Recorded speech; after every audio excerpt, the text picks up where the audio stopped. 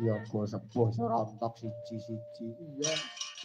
Wiwit biyen pengrebab Pak Arsono wis kelangan. Ning kono pengrebab wis enek, aja kuwatir. Terus pengendang ya wis enek, Pak Yono Tapen. Pak Harjito yoga wis ketimbalan, Mbah Degol ya wis ketimbalan.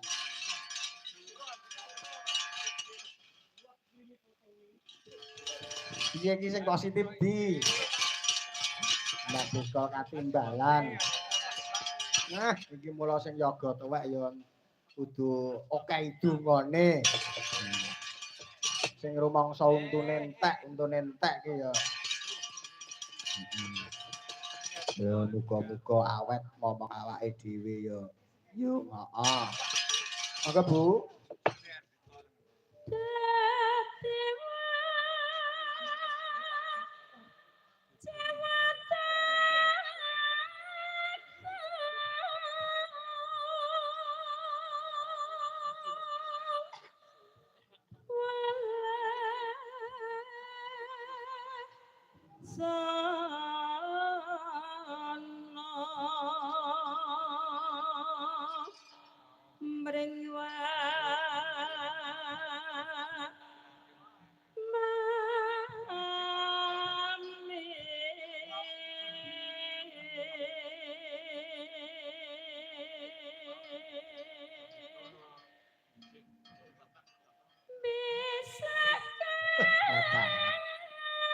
Munggah duit.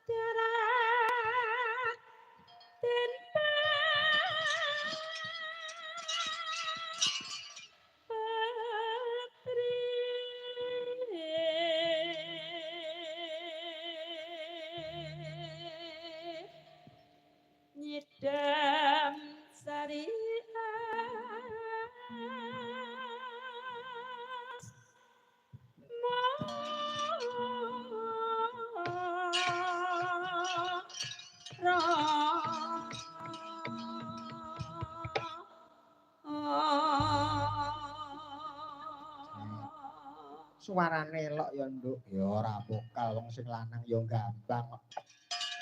Ndek awan. Pak Noi gampang. Heeh. Gambangane jas. Ini omah iki kira-kira ya ular kambang digambangi dhewe. Gampang. Enggak Bu? Kembange sinten iki? Upama sliramu sekar aku kumbangi dasari upama sliramu marti wong manis aku kang pataliwat simku semono janji prasasti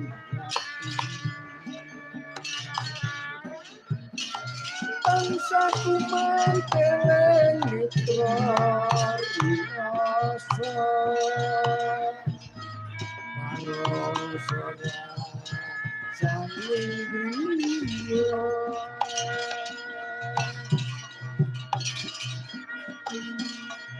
mitra